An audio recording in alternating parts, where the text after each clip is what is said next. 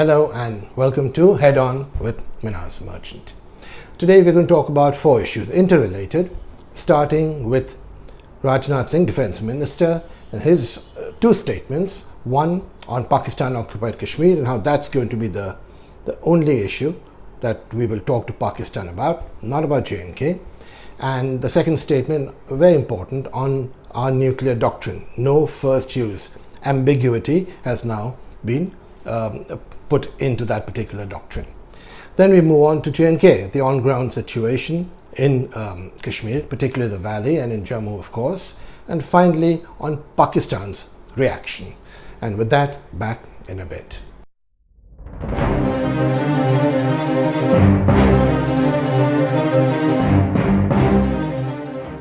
Welcome back. So, PoK, Pakistan-occupied Kashmir. Defence Minister Rajnath Singh's statement that we will henceforth talk to Pakistan if indeed there are going to be talks, and that means there has to be a precondition. Terror has to stop. But if we talk to Pakistan, it will now be on PoK. Now we know that in practical terms, PoK, getting it back, is not feasible. But it changes the dynamic in J&K.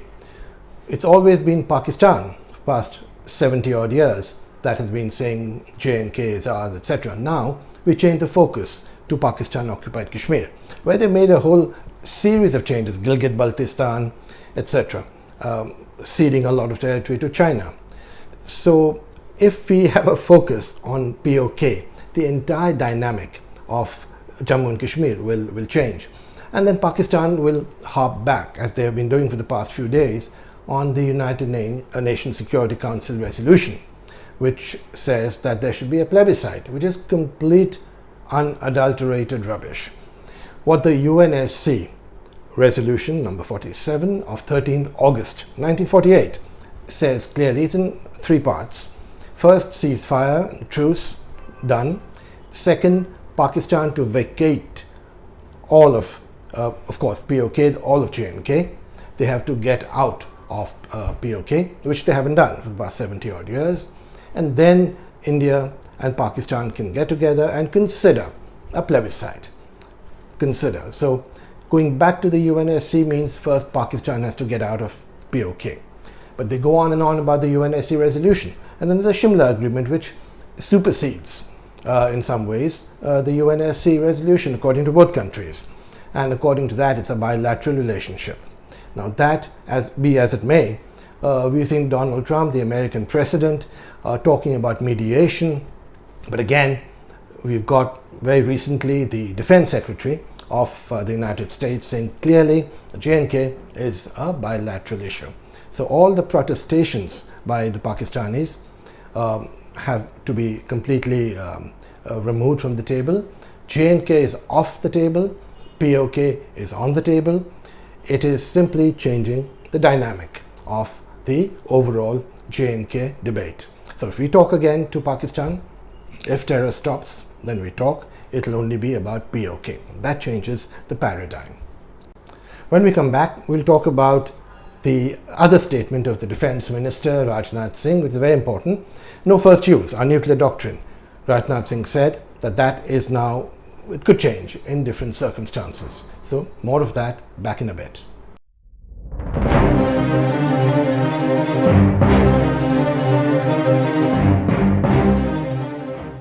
Welcome back.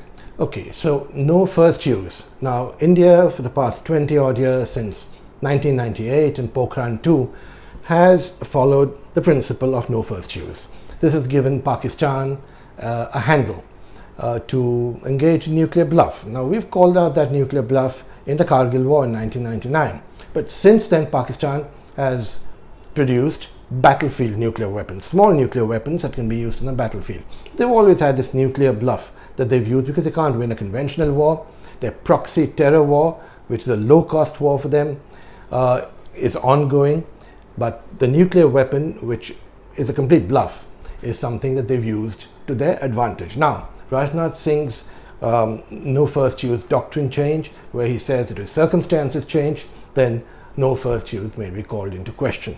So there's now a certain amount of ambiguity which has been introduced into the into our nuclear doctrine, which will help India again change the entire paradigm, the military paradigm, because conventional forces, we obviously have superiority. On terrorism, they've got jihadis who they can send across the border, and there are 40,000 of them, according to Imran Khan, waiting to be unleashed on the valley. So in terms of the nuclear doctrine, if you have this ambiguity, the whole military paradigm, the whole military situation overall in J&K and the rest of between India and Pakistan changes, it gets transformed completely. So that's an important statement by Rajnath Singh. He hasn't doubled down on it, but it's definitely something that will change the paradigm between the two countries. But now we move on to the third point in this four-part thing, and that is about the on-ground situation in Jammu and Kashmir, 3 weeks, virtually 3 weeks after the abrogation of Article 370 was approved by both houses of Parliament. Back in a bit.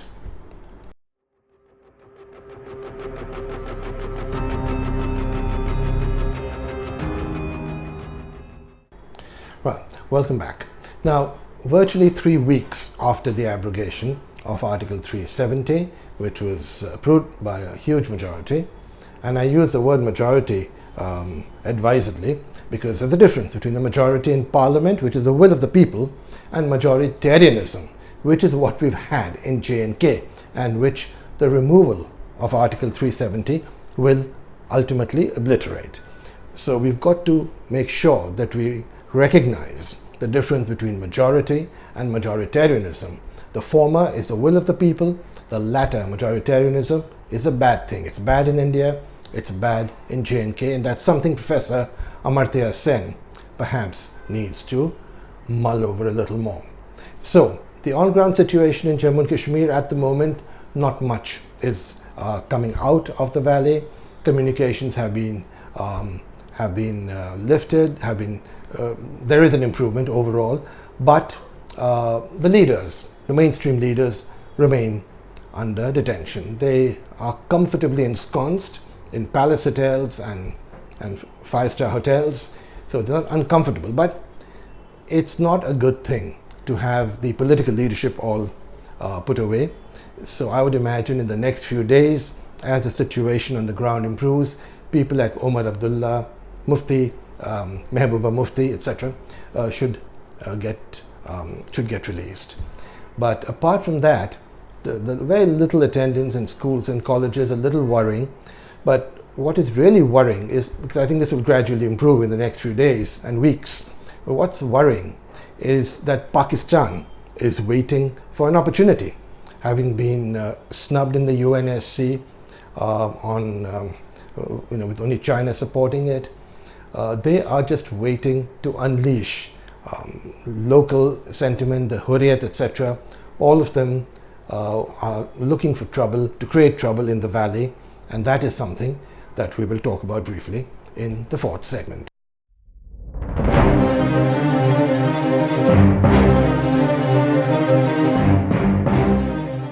Right, welcome back. Now, talking about Pakistan, their reaction, complete meltdown, right from Imran Khan down to civil society. The fact that they've actually, a Pakistani minister has written to UNICEF saying Priyanka Chopra, the actor, should be removed from her post as a UN Goodwill Ambassador because of her support for the Indian Army. That shows the level to which Pakistan has sunk and the kind of desperation that they're displaying. But coming now to brass tacks, the real problem with the Pakistan reaction, apart from the various snubs that they received all over, is number one, the FATF, the Financial Action Task Force, Paris-based body, meeting in October to decide whether Pakistan will stay on the grey list or be blacklisted. Now, it's fairly clear that they'll stay on the grey list. They'll escape the blacklist by a sliver, literally, because of Chinese and other support, other supporting countries. But it's not only the FATF blacklisting them, the fact that the FATF is watching closely. China is president only up to next June. So after June, there'll be a new president. And Pakistan can't hope to escape blacklisting forever. So the next 8 to 10 months after October will be crucial. If they engage in terrorism and those 40,000 terrorists that they are promising to unleash on India, or at least saying that they have 40,000 terrorists available in Pakistan, if they do that, then A, they could be blacklisted next June or whenever after China goes out of the presidency of the FATF, and they really cannot afford blacklisting or even grey listing because of the economic situation that they're in, which is parlous. It's really, really difficult. So that's an important thing. The economy bad, FATF watching over them. So Pakistan's reaction, creating trouble in the valley, has to be done by duplicity. They can't do major terror action, so they will do that because they don't think straight. But the covert operations, the terrorists being infiltrated, that will definitely happen, and they will try and get an uprising among the local people of Kashmir once restrictions are fully removed in the coming weeks. So that is definitely a danger. But the blackmail card that Pakistan wants to play and thinks it can get away with is Afghanistan. They think that, oh, America needs Pakistan because of the Afghan peace deal. Trump, difficult economy in America, it's going down slightly.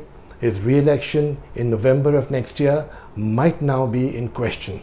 So he wants all, or at least majority of troops in Afghanistan, US troops, out by September 1st of next year.